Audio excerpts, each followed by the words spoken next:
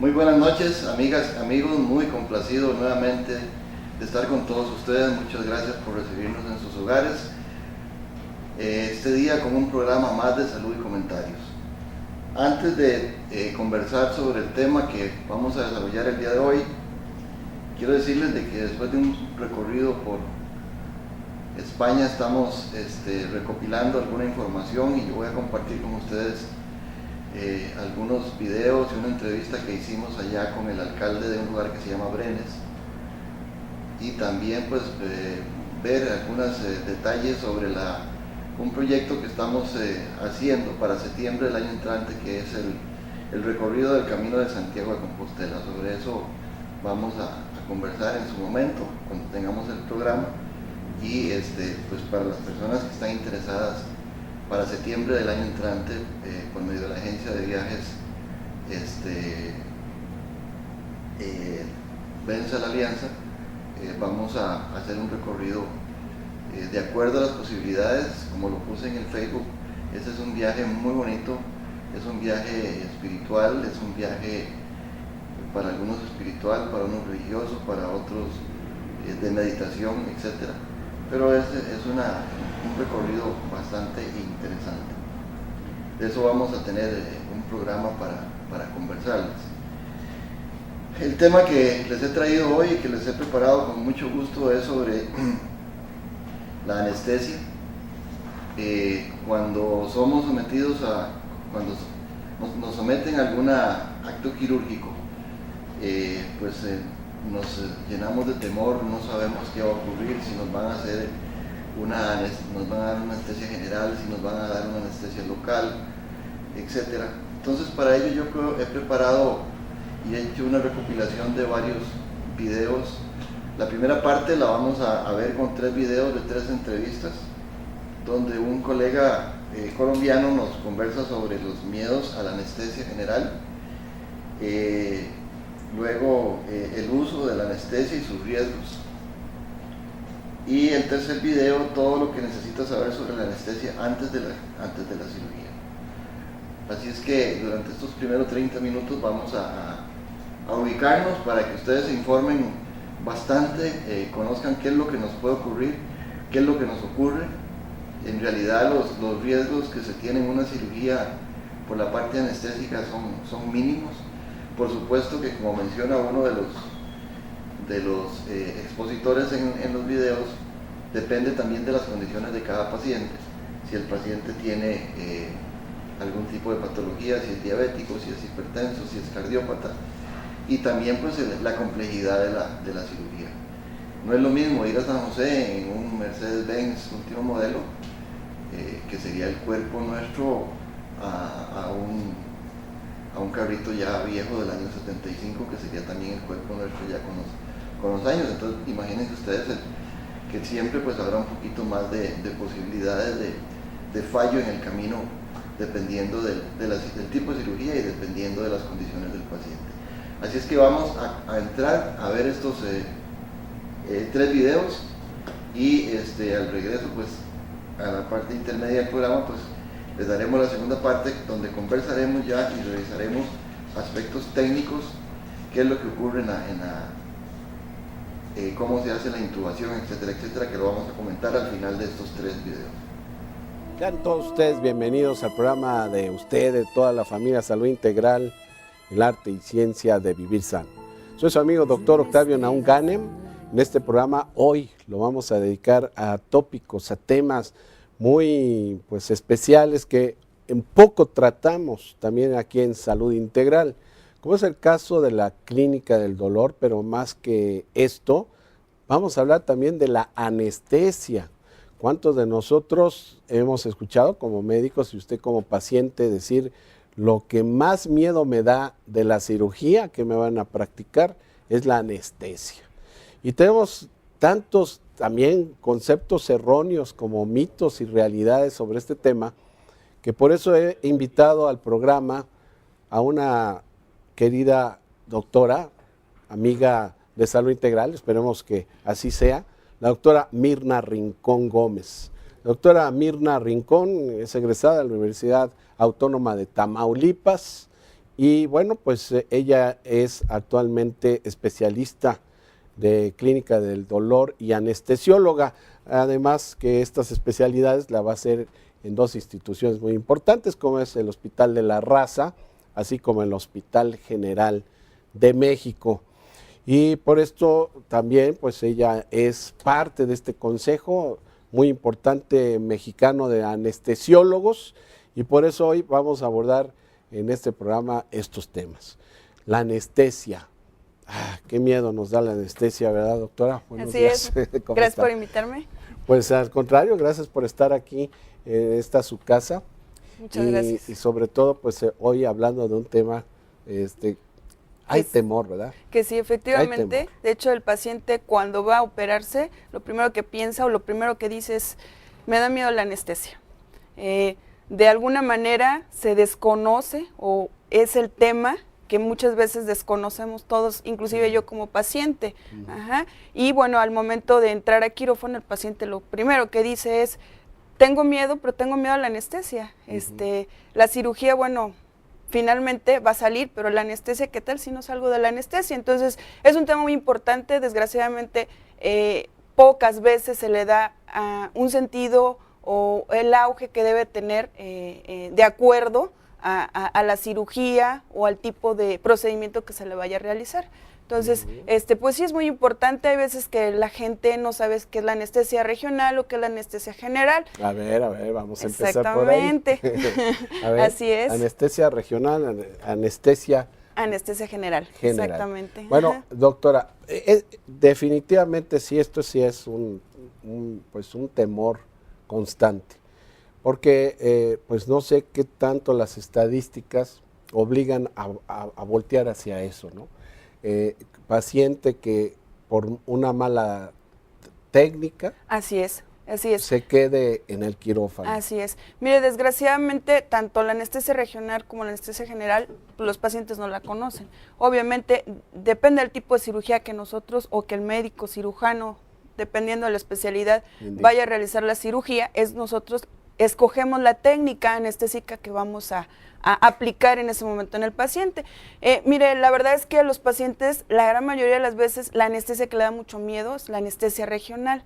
¿Qué es la anestesia regional? Bueno, la anestesia regional nosotros utilizamos, bueno, más bien ahí el sistema nervioso y el impulso nervioso, vamos a bloquear lo que es el dolor. Le llaman los pacientes normalmente la raquia. ¿Qué es la raquia?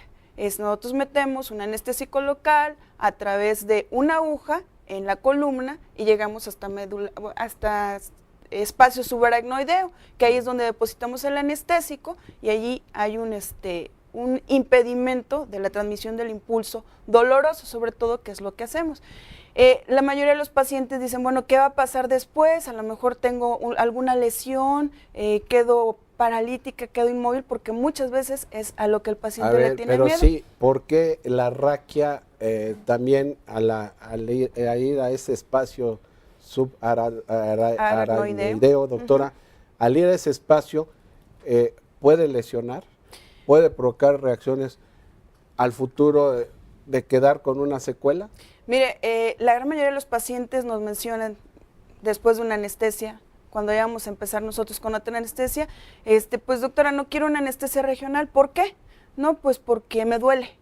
Cuando viene el frío, cuando vienen los cambios de clima, me duele, me lesionaron, me dejaron algún problema de tipo doloroso y pues no quiero ese tipo de anestesia. Le digo, la verdad es que desconocen por desconocimiento del paciente y bueno, pues también a lo mejor falta de comunicación del médico paciente, nosotros no podemos decir, bueno, es mejor o es peor. Tiene sus ventajas, tiene sus desventajas. ¿Qué secuelas hay? Realmente el porcentaje en México y en otros países es muy pequeño. A lo mejor en Estados Unidos ya no manejan tanto la anestesia regional como la manejamos nosotros aquí en México. Y bueno, en los hospitales de ortopedia, en los hospitales ginecológicos, pues la anestesia que más se maneja por beneficio del paciente es la anestesia regional. Pros y contras entonces. costo-beneficio también, Ok, probablemente, pros, ¿no? contras o beneficios, mejor de la dicho. general y la Beneficios de la anestesia regional, bueno, el paciente va a tener una recuperación mucho mejor, va a ser menos doloroso después de la cirugía. ¿Por qué? Pues porque le digo que interrumpen la transmisión del dolor a nivel, con el anestésico local que nosotros depositamos. El paciente pues va a poder movilizarse obviamente mucho más temprano. La anestesia general, bueno, es una anestesia buena, sin embargo lo que tiene los efectos posteriores a que se despierta el paciente, bueno, va a ser náuseas, vómito, mayor dolor en el área donde se haya operado. Entonces, nosotros, dependiendo del tipo de cirugía que vamos que van a realizar, entonces le explicamos al paciente anestesia regional, anestesia general, ventajas y desventajas. Ahora, bueno, la gente dice, no, es que a lo mejor yo ya tengo cirugía de columna, a lo mejor no van a poder anestesiar regionalmente. De hecho, en la literatura dice que no debe de anestesiarse, sin embargo, dependiendo en dónde se operó, nosotros podemos hacer por ejemplo, una vamos excepción. a pensar en columna vertebral, si es la zona lumbar. Lumbar, L4, L5. Vamos a poner L4, L5. Ok, podemos anestesiar L3, L4, sin ningún problema. Digo, a lo mejor, literalmente hablando, nosotros podemos decir, bueno, pues no debemos de hacerlo. Vamos a poner una anestesia general. Sin embargo, los beneficios del paciente son más que los, ahora sí que lo que podemos perjudicar. Eso es. Entonces, hablando con el paciente, nosotros podemos ponernos de acuerdo y decir, bueno, pues la anestesia regional creo que es un buen elemento. Un buen recurso. Bueno, ya después vamos a seguir comentando sobre este tema, doctora Mirna Rincón. También si hemos evolucionado la historia de la anestesia, pues también es interesante conocerla. Y cómo hemos pasado hasta, me acuerdo, aquella época de los éteres, ¿no? De los éteres, ¿Se exactamente. acuerda usted? usted no había nacido. No, bueno, la historia de la anestesia, ¿no? Sí, la historia de la anestesia. Sí. Pero sí, aquellas mascarillas de éter y órale. Que bueno, ahí pues no tenía uno ni cómo ver clínicamente al paciente, ¿no? Que ahorita pues tenemos, así que lo más moderno, monitores, máquinas, todo exactamente. La anestesiología es una especialidad médica que ha tenido importantes avances en Chile. En la actualidad es una disciplina con un alto estándar de seguridad para quienes se someten a una intervención quirúrgica, inclusive para pacientes que son de riesgo, como por ejemplo personas adultas mayores, gente que tiene cardiopatías, hipertensión, en fin. Queremos conversar de este tema, nos acompaña aquí el doctor Renato Chacón, él es expresidente de la Sociedad Chilena de Anestesiología. Gracias, doctor, por venir. ¿Cómo le va? Muchas gracias nuevamente por estar aquí. Doctor, ¿son seguras las anestesias o hay tipos de anestesias que son más seguras que otros? ¿Uno pudiera hacer un análisis general? A ver, en general la anestesia es un procedimiento hoy día bastante seguro. Desde luego hay distintos tipos de anestesia y lo primero que nosotros tenemos que ser honestos con la población es que toda anestesia tiene relacionado un pequeño factor de riesgo. Ahora, independiente de qué tipo de anestesia le dé uno al paciente y de los riesgos relacionados con la técnica en particular, el resto de los riesgos se relacionan con la calidad de paciente que nosotros estamos recibiendo. Okay. Es decir, no es lo mismo operar, por ejemplo, a una persona de 20 años que tiene una apendicitis sin factores de riesgo, sin enfermedades, a operar a una persona que es una añosa, que tiene diabetes, hipertensión, que tiene problemas cardíacos, y eso se correlaciona en escalas en las cuales nosotros podemos decir la probabilidad de que este paciente muera o se complique por el acto, voy a decirlo en común, anestésico quirúrgico es mayor en un caso que en el otro. Doctor, ¿qué criterios utilizan para decidir cuál es la anestesia que se aplica mejor a un paciente, cuál podría ser más efectiva? Bueno, el primero es el tipo de cirugía que se va a realizar. ¿Ya? Es decir, hay cirugías que requieren obligatoriamente una anestesia general. Correcto. ¿No?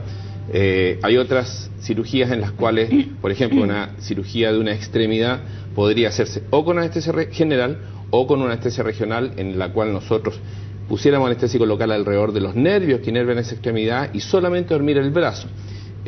o podría ser lo que ustedes conocen como anestesia espinal o una anestesia peridural, si es que es la mitad inferior del cuerpo, en que nosotros podríamos dormir lo que llamamos el neuroeje, colocando una inyección en la espalda y haciendo que se duerman las piernas del paciente. Ahora, dentro de eso se considera primero el tipo de cirugía, en segundo lugar los factores de riesgo del paciente, puede que alguna anestesia esté contraindicada, y desde luego se considera también la opinión del paciente. Nosotros no podemos obligar a un paciente a un tipo de anestesia. Por ejemplo, una anestesia regional, los pacientes lo que más suelen temer es a la anestesia regional, a estar despiertos mientras se les está operando. ¿En serio? Sí, porque no quieren escuchar, no quieren sentir, quieren estar desconectados. Entonces, muchas veces pacientes que pudieran ser sometidos a anestesia regional nos piden anestesia general porque ellos van a estar más tranquilos. Doctor, y para los que hemos sido operados innumerablemente, siempre hay una pregunta que da vuelta, y es que aquellos que hemos tenido varias cirugías por diversas razones, si hay algún efecto acumulativo. Cuando hemos sido, por ejemplo, pacientes de anestesias largas por operación de extremidades, en fin. ¿Existe una acumulación y un efecto adverso probablemente cuando uno ha tenido muchas cirugías en su vida? No, no existe. No existe un efecto acumulativo de la anestesia. Es decir, cuando un acto anestésico concluye, el efecto de las drogas que se utilizan concluye con posterioridad en algunas horas después, o muy rápido o un poco más lento, pero el hecho de que esa persona se vaya a someter a una anestesia posterior en días, meses o semanas o años después, no significa que esa persona tenga efecto acumulativo. Sí, hay dos factores que pueden influir en esta cuestión. Lo primero es que usted considere que nosotros en una anestesia, a veces en 4 minutos, ponemos 5, 6, 8, 10 drogas juntas, medicamentos necesarios para obtener distintos objetivos de la anestesia. Alguna de esas drogas puede haber creado un efecto alérgico en la persona, ¿ya? Y por lo tanto, una persona que desarrolló una actividad inmune contra esa droga puede, en una segunda anestesia, tener un efecto alérgico con esa droga con la cual inicialmente no tuvo reacción. Eso es una cosa. Y lo segundo, que nosotros vemos con más frecuencia que también es alérgico, es que personas que han sido, y que no tiene nada que ver con la anestesia, personas que han sido sometidas a actos anestésicos quirúrgicos pueden hacer lo que se llama alergia al látex. El látex es la sustancia que nosotros usamos en los guantes que usan los cirujanos o nosotros. Exposiciones repetidas al látex pueden hacer que la persona en cirugías posteriores hagan una reacción alérgica al ser tocada con esta sustancia. Doctor, ¿y de qué depende? No, antes de eso me voy a ir a otra pregunta mejor. He sabido y me ha tocado también conocer casos donde no siempre en algunas clínicas o algunos anestesistas tienen el protocolo de acercarse al paciente y conversar con el paciente, preguntarle por cirugías anteriores, cuánto le cuesta recuperarse o salir, despertar de esa anestesia, etcétera, etcétera. ¿Cuán relevante es que el paciente exija no solo una reunión con el médico que va, o sea, con el cirujano, sino que exija el diálogo con el anestesista para efectos de comunicarle o de saber cosas? Se lo pregunto porque no en todas las clínicas está el protocolo y uno muchas veces se encuentra con el anestesista cuando está este señor de gorro verde que solo se le ven los ojos y en pabellón uno lo enfrenta.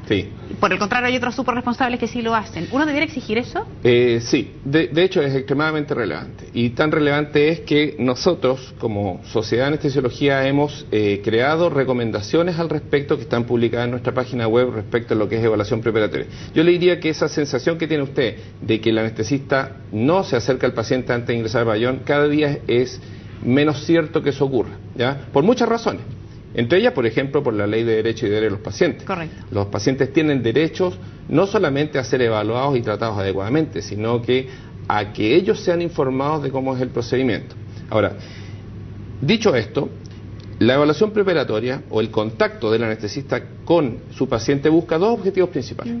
El primero es que el anestesista conozca cuáles son las condiciones con que se presenta el paciente y de acuerdo a eso decidir cuáles son sus factores de riesgo, decidir cuál es la mejor alternativa anestésica, etcétera, etcétera. Y lo segundo, que es igualmente importante, es informar al paciente de cómo va a ser el procedimiento, de las sensaciones, de qué es lo que se va a hacer, qué es lo que él va a sentir, etcétera, etcétera. Es más, hoy día ya casi es impensable de que se administre una anestesia sin que el paciente firme un consentimiento informado de cuáles van a ser las cosas que se le van a hacer a él. Por lo tanto, la visita anestésica hoy día prácticamente es una obligación realizarla.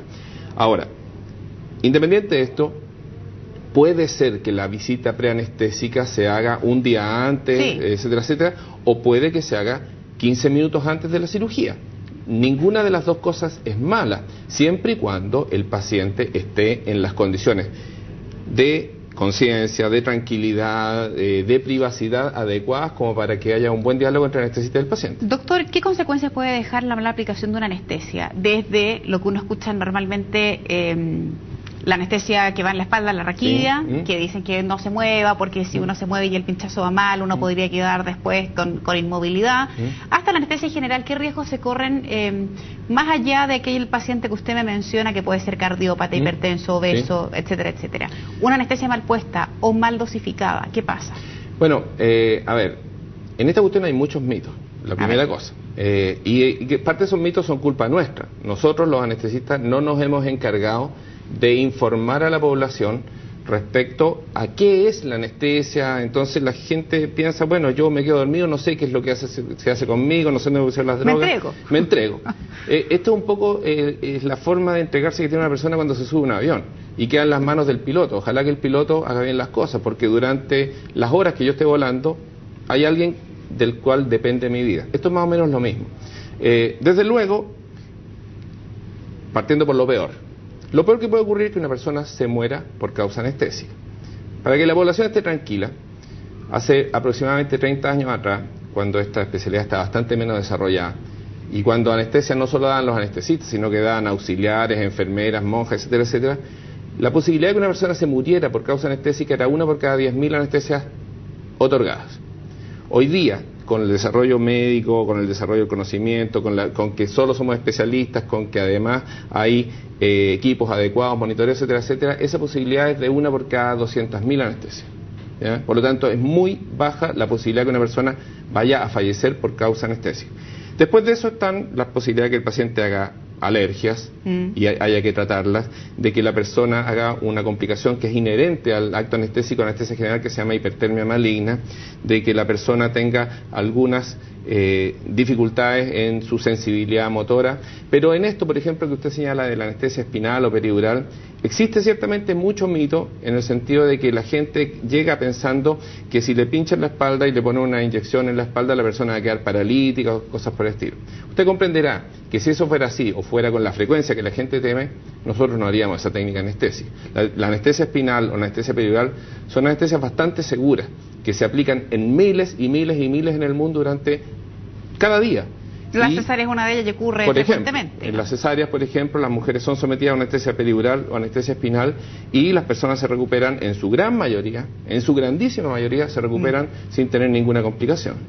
Doctor, muchísimas gracias por haber venido al estudio. Justamente usted abordaba algo, y es que existe poca información, mucho temor de la gente cuando uno sabe que se va a enfrentar a esto, y por eso que nos parecía relevante abordar este tema. Que esté muy bien. Gracias por venir.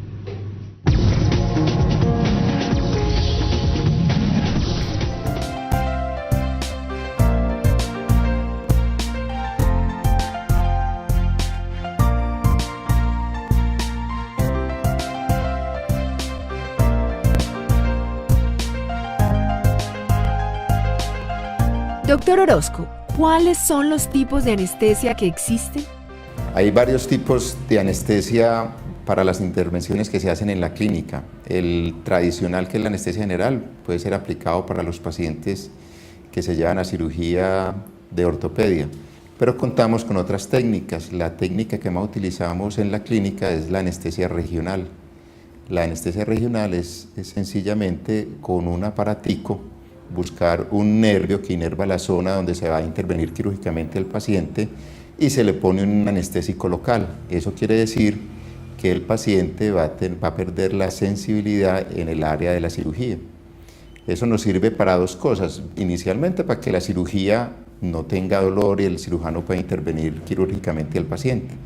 Lo segundo es que el paciente va a quedar con pérdida de la sensibilidad aproximadamente entre 18 y 24 horas después de la cirugía, y eso le ayuda a él a manejar el dolor posoperatorio.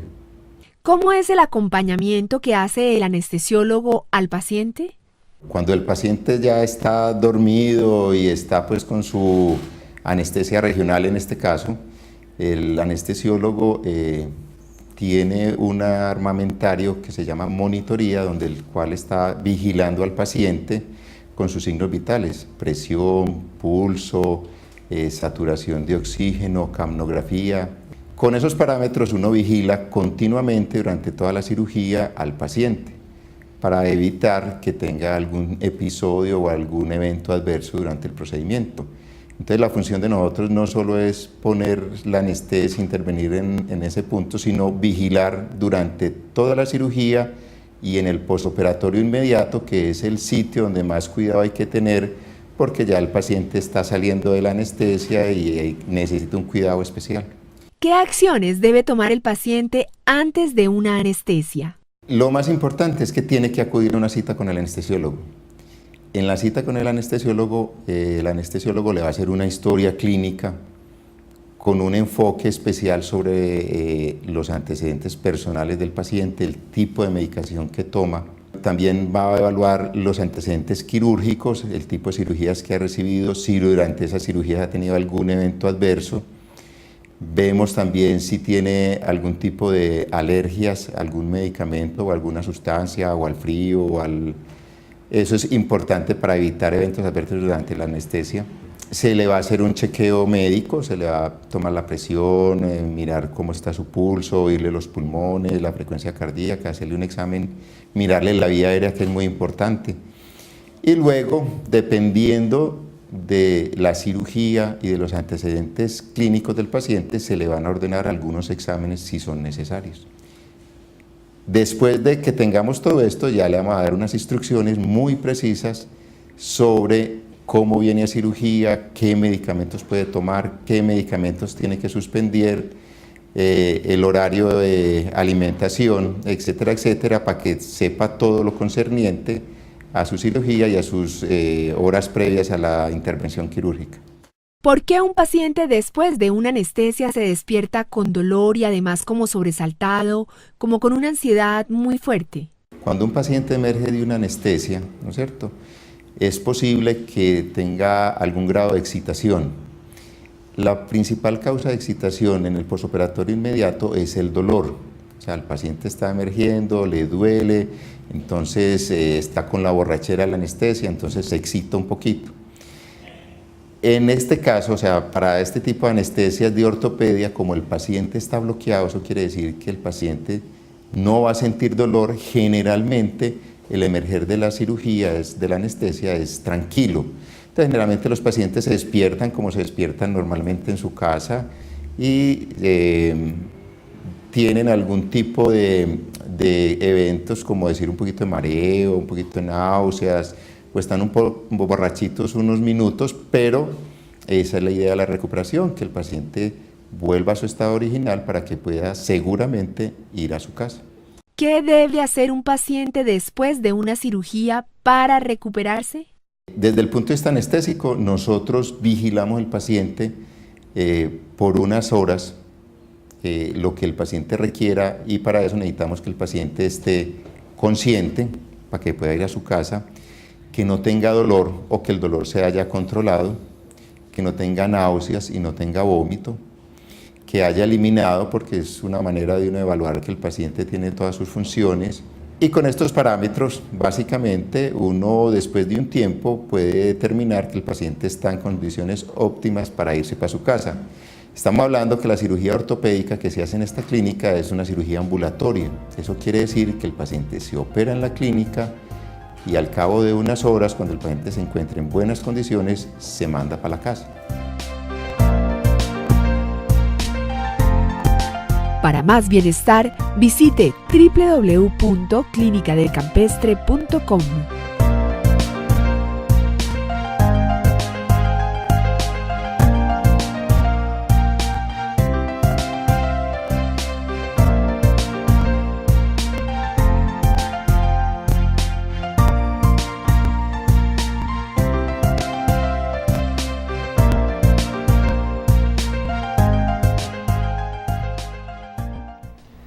Bien, esperamos esperamos que les hayan gustado estos 3 videos. Esta primera parte del programa, como se lo mencioné al principio, es una cuestión pues informativa general sobre las diferentes dudas que se nos plantean cuando se nos va a hacer una cirugía. Ahora vamos a ver ya la parte técnica. Traté de buscar los videos que más pudieran acercarse a las posibilidades del público en general, y vamos a ver cómo es que se efectúa la intubación, cómo es que se hace la ventilación mecánica cuando el paciente recibe anestesia general, y el otro caso es de lo que la gente llama la raquidia o el bloqueo epidural, que este bloqueo se hace a nivel de la espalda, en la parte baja de la espalda, entre las vértebras L3, L4, y esto permite pues un bloqueo de la parte inferior del cuerpo. Esto se hace principalmente en casos de tratamientos quirúrgicos de ortopedia, de miembros inferiores, y también en el caso de las cesáreas, que recordemos que en las cesáreas el bebé tiene que recibir la menor cantidad de anestésicos para que nazca con mucha vitalidad. Entonces se hace un bloqueo y posteriormente pues se le da una sedación a la paciente mientras se termina la cirugía. Así es que vamos a ver 3 videos. Uno se llama intubación y ventilación mecánica, el otro intubación endotraqueal, que viene siendo un poquito parecido, y el tercero lo que es una explicación muy detallada de un profesor universitario sobre el bloqueo epidural. Así es que los dejo con estos otros 3 videos. Espero que les ayude bastante, les informe bastante. Ese es un producto estrictamente médico y que pues les vaya a poder servir a futuro.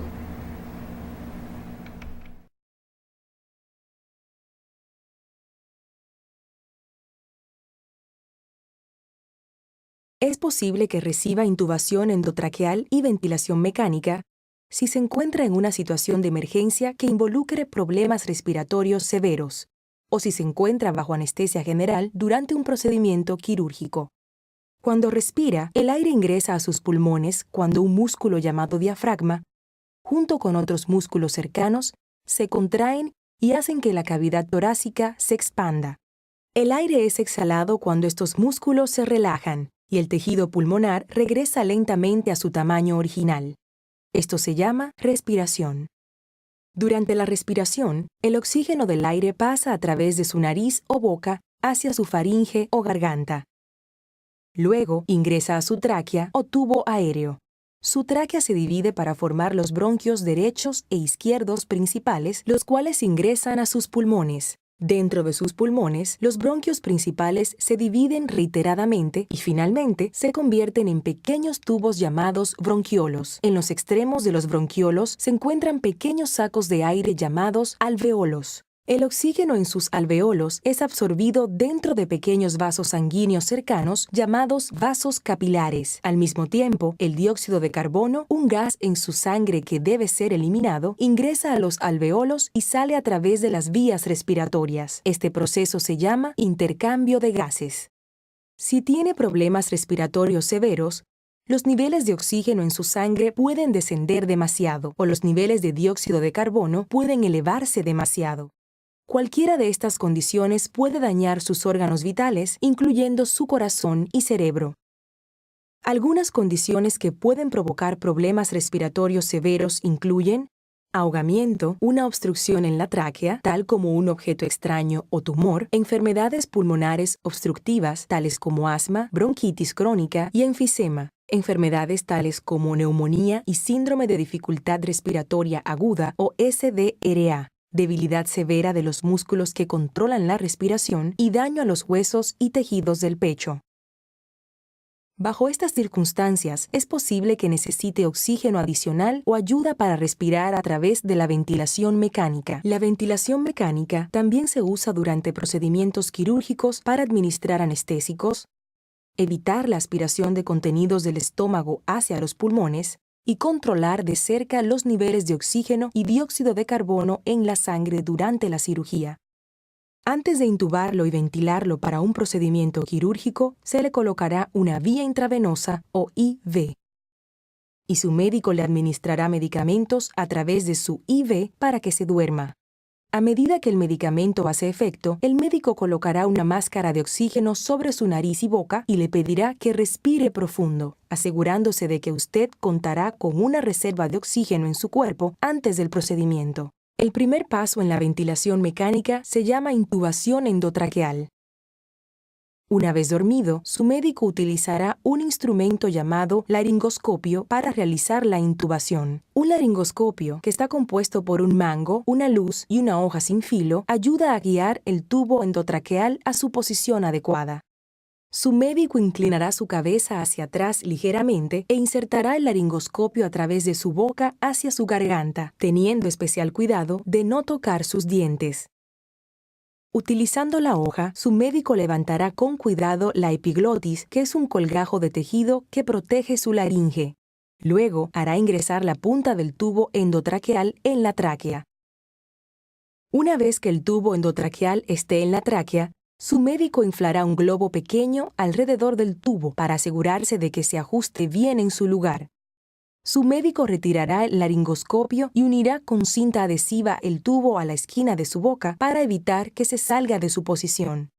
Su médico revisará si el tubo está colocado correctamente en la parte baja de la tráquea al inflar sus pulmones con una bolsa especial y al escuchar sus sonidos respiratorios en ambos lados de su pecho. Si el extremo del tubo está muy abajo, ambos pulmones no recibirán la misma cantidad de aire. En algunos casos, se toma una radiografía inmediatamente después de la intubación para confirmar la ubicación del tubo. Una vez que el tubo endotraqueal esté en la posición adecuada, su médico lo conectará al ventilador mecánico, una bomba especialmente diseñada que ayuda a la respiración al suministrar aire bien oxigenado a los pulmones y permitiendo que el dióxido de carbono salga de los pulmones.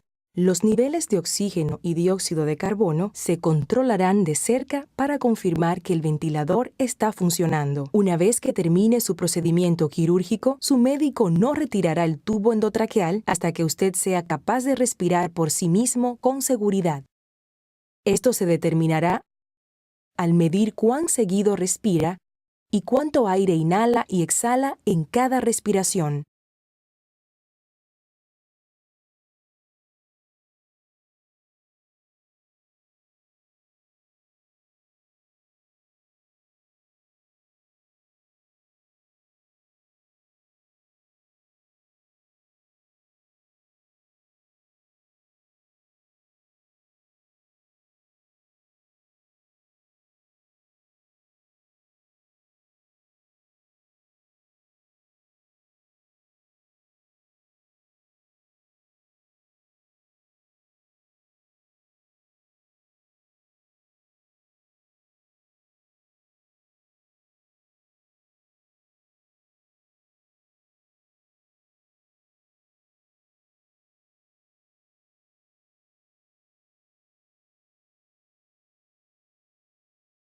Before proceeding, be sure that all equipment is readily accessible and functioning.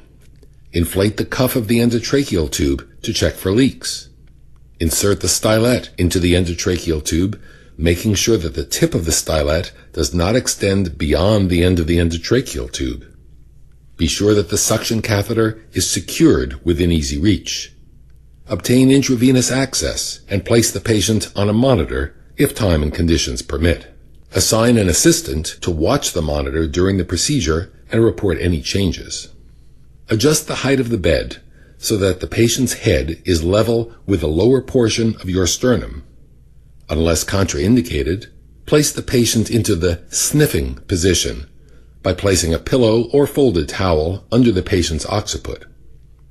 This combination of flexion of the neck and extension of the head improves the alignment of the axes of the oral cavity, pharynx, and larynx, facilitating optimal visualization of the vocal cords.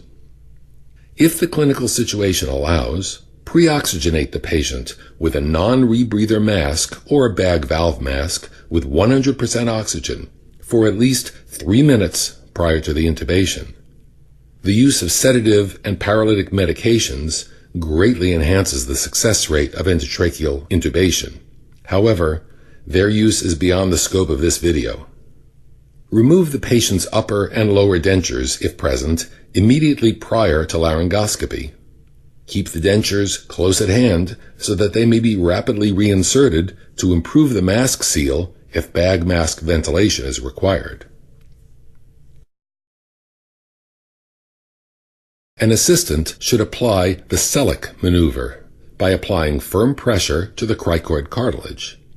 The Sellick maneuver compresses the soft wall esophagus between the cricoid cartilage and the cervical vertebrae, theoretically preventing passive regurgitation of gastric contents. Position your body so that your eyes are at a distance from the patient that facilitates binocular vision. Hold the laryngoscope in your left hand, blade down. Open the patient's mouth with your right hand. Insert the laryngoscope blade to the right of the patient's tongue. Gradually move the blade to the center of the mouth, pushing the tongue to the left. Visualize the epiglottis. Ideal placement of the laryngoscope blade depends on whether a curved or straight blade is used. Place the tip of the curved blade into the vallecula between the base of the tongue and the epiglottis, and lift anteriorly to expose the vocal cords. When using a straight blade, place the tip of the blade just past the epiglottis and lift anteriorly to expose the vocal cords.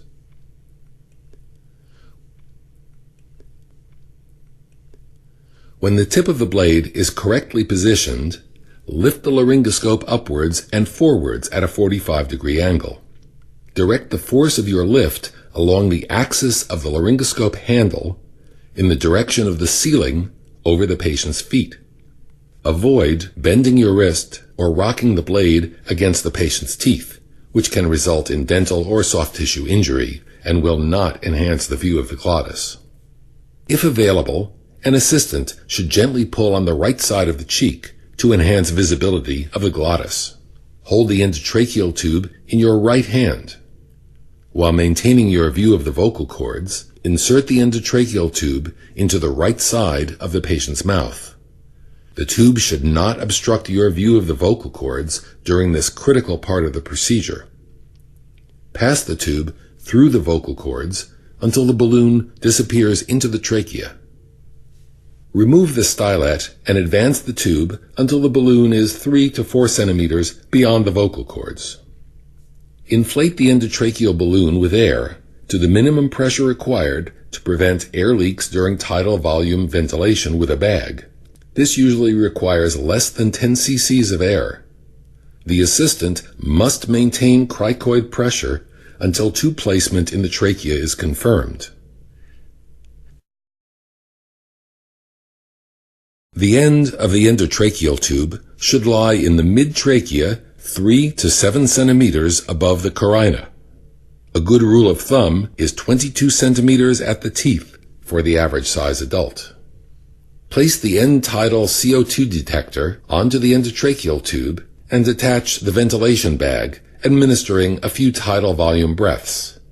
Carbon dioxide will be reliably and consistently detected within the first 6 breaths of an endotracheal intubation, and with each exhalation thereafter, except in some cases of cardiac arrest when gas exchange may not occur. Assess secondarily for esophageal tube placement by auscultating over the stomach during positive pressure ventilation. Auscultate both lungs in the mid-axillary line to assess for equal bilateral air movement. If breath sounds are diminished on the left side after intubation, you may need to gradually withdraw the endotracheal tube until symmetrical breath sounds are auscultated. Chest radiography is used to assess the patient's pulmonary status after intubation and to ensure that the tip of the radio-opaque line embedded in the endotracheal tube is well positioned at the level of the mid-trachea and not in either mainstem bronchus. Note that radiography cannot be relied upon to detect esophageal intubation. Secure the endotracheal tube to the patient's head once proper position has been confirmed. If available, you should use an endotracheal tube holder to secure the tube as these devices aid in the prevention of accidental displacement. If such a device is not available, tape may be used instead. First, attach the tape to the patient's cheek and then wrap it circumferentially around the tube.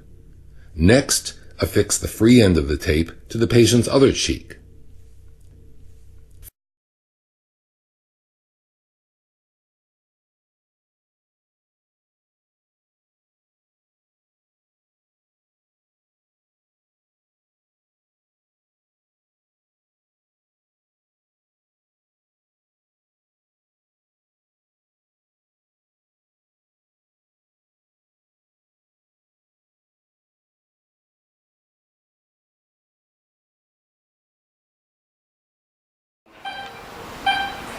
Este es un video educativo para explicar la técnica correcta de la inserción de un catéter peridural.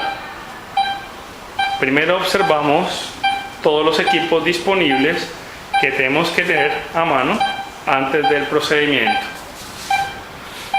En primer lugar, se ubica a la paciente en la posición sentada o de cúbito lateral. Se realiza una asepsia profunda en el área donde se piensa realizar la inserción de la aguja y se le explica a la paciente paso a paso lo que va a sentir y lo que va a suceder. Recordemos que es un procedimiento que puede generar altos niveles de ansiedad porque la paciente no puede ver lo que estamos haciendo. Mira, entonces ahorita te vamos a poner el catéter peridural. Para ello te tengo que aplicar una inyección en el sitio donde te voy a poner el catéter. Vas a sentir un pinchazo. Por favor, no te vayas a mover. De tu colaboración depende que el procedimiento sea rápido y sin complicaciones. Una vez tenemos el área aséptica, palpamos firmemente en la línea media para localizar la apófisis espinosa de la vértebra lumbar o torácica, teniendo definido el espacio interespinoso. Infiltramos con lidocaína para asegurar un área de anestesia sobre la cual podamos realizar la inserción de la aguja peridural. Vas a sentir un ardor.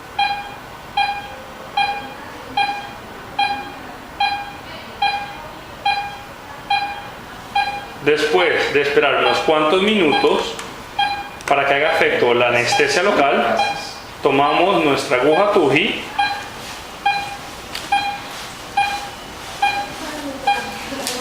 y la hacemos descansar sobre la eminencia tenaz de nuestra mano dominante.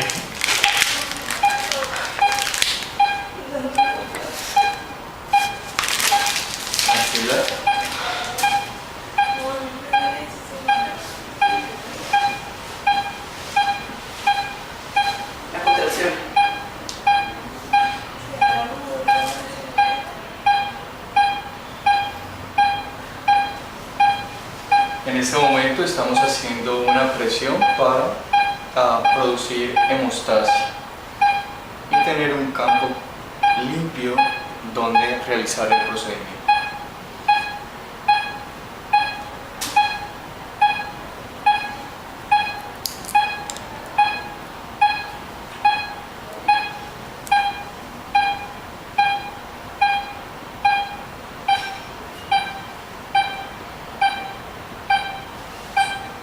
Vas a sentir presión .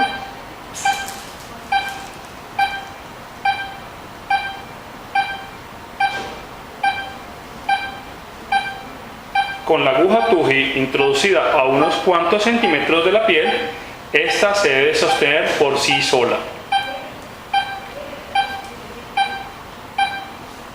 En ese momento, la aguja estará a nivel del ligamento interespinoso. Regálame solución salina, por favor.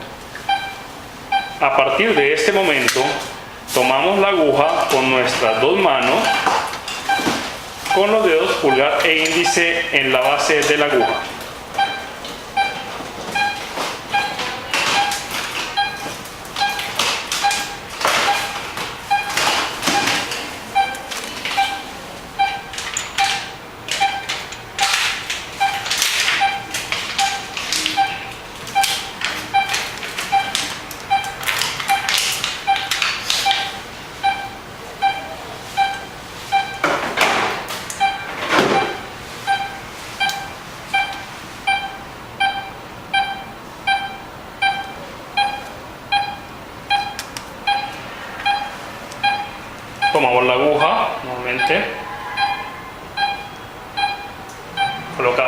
jeringa prellenada con solución salina y avanzamos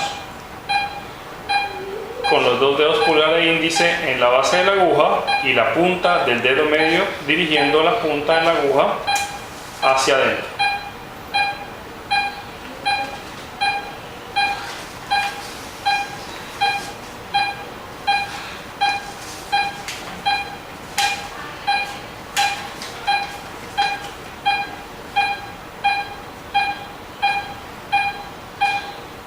Vamos realizando la prueba de pérdida de resistencia.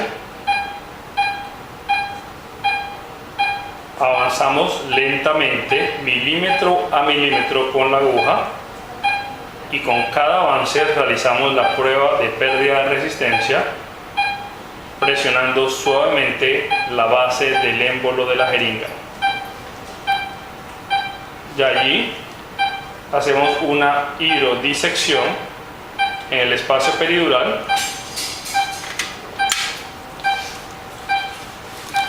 ya que hemos llegado al espacio peridural. Se introducen alrededor de 3 a 5 centímetros de agua destilada a solución salina con el objetivo de hidrodisecar.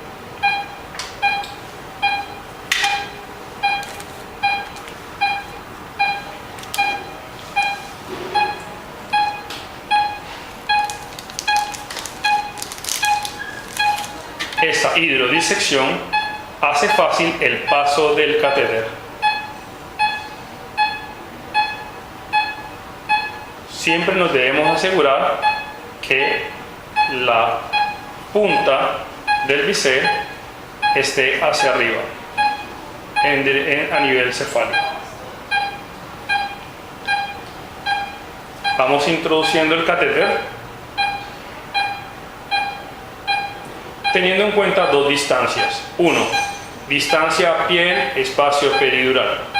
2. La longitud del catéter que dejaremos en el espacio peridural, que por lo general es de 5 centímetros. Sumada estas dos longitudes nos dará la distancia total que existe desde la punta del catéter hasta la piel. En la medida que retiramos la aguja, se avanza el catéter. En este momento, el doctor va introduciendo el catéter y va retirando la aguja, como podemos ir evidenciando.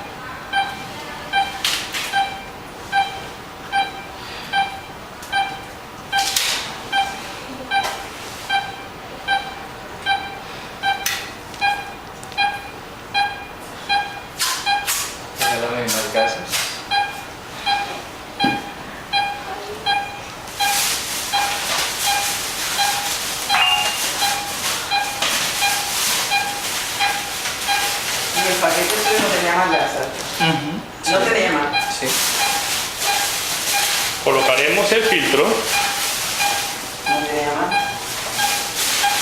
a través del cual realizaremos la dosis test con epinefrina para asegurarnos que el catéter no haya quedado a nivel intravascular. Ese test se realiza con 3 centímetros de lidocaína al 2% con epinefrina. Si el test es negativo, procedemos a aplicar el anestésico local. En este momento tenemos una longitud de 18 centímetros y 7 centímetros era la distancia de la piel al espacio peridural. Como dejaremos 5 centímetros el catéter en el espacio peridural, eso nos da una distancia punta de catéter piel de 12 centímetros. Es necesario entonces retirar el catéter 6 centímetros.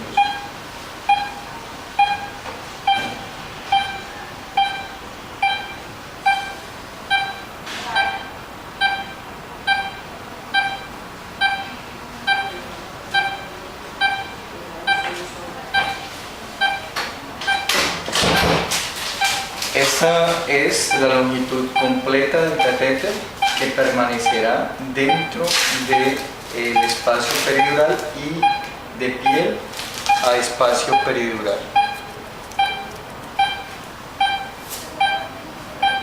Nos aseguramos de tener un área limpia para proceder a la fijación del catéter.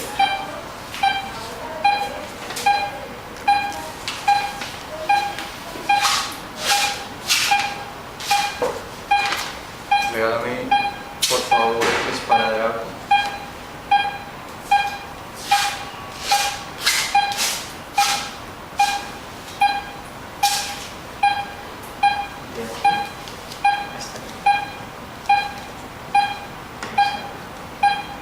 En este momento realizamos la fijación del catéter peridural con cinta adhesiva.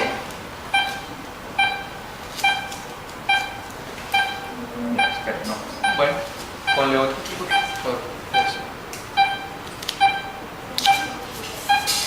Y de aquí para acá, uno grande, uno largo.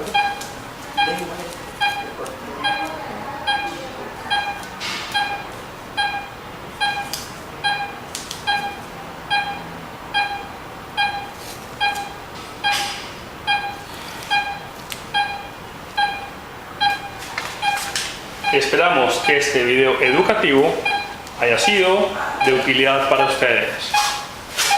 Universidad de Cartagena, muchas gracias. Bien, amigas y amigos, este ha sido nuestro programa del día de hoy. Esperamos que haya sido de su interés, que les haya aclarado muchas dudas, evitado muchos temores, prepararlos para la eventualidad de alguna cirugía que requieran en algún momento. Esperamos que no sea necesario, pero estamos expuestos a accidentes de tránsito, estamos expuestos a alguna enfermedad que puede llevarnos al quirófano, una apendicitis, una fractura, tantas cosas que pueden hacer posible que se nos lleve a sala de operaciones. Y hemos tenido con esta pincelada que hemos dado un panorama para que ustedes sepan en qué consiste, cómo se hace la anestesia general, la anestesia bloqueo, y pues estén un poco más tranquilos cuando vayan aunque es un poco difícil, pero cuando vayan a la sala de operaciones a ser atendidos por el cirujano y el anestesiólogo. Por hoy, amigas y amigos, muchísimas gracias por recibirnos en sus hogares. Si Dios lo permite, estaremos con ustedes el próximo lunes a las 7 de la noche por su canal 36 o de Amnet Tigo canal 5. Buenas noches y muchísimas gracias.